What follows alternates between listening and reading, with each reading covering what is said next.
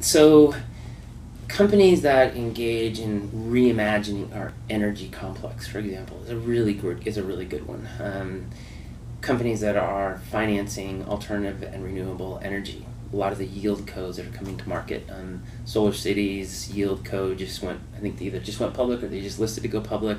There's another one called, there's another one.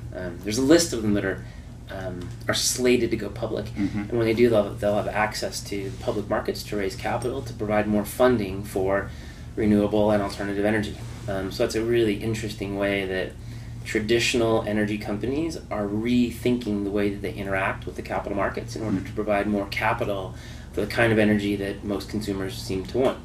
On the social side, it's a little bit different. Most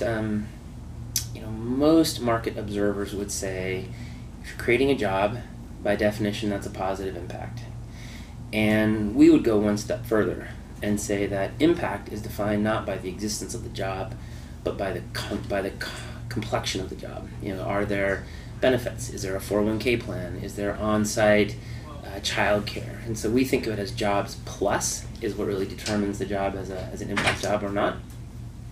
And then sustainability. Sustainability is an interesting one as well.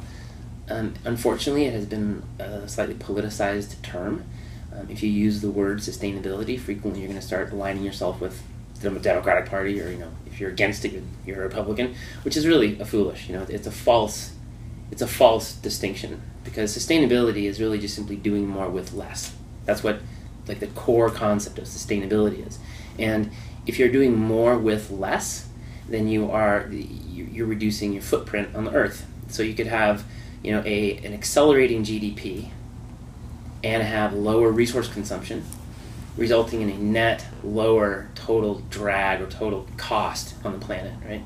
An example is the city of Phoenix. Phoenix in 1985 made a pretty big commitment towards water resource efficiency. And the population of Phoenix has tripled since 1985 and using less water, not per capita, but the total aggregate. They're using less water now than they were in 1985. It's a great example of an entire culture and system shifting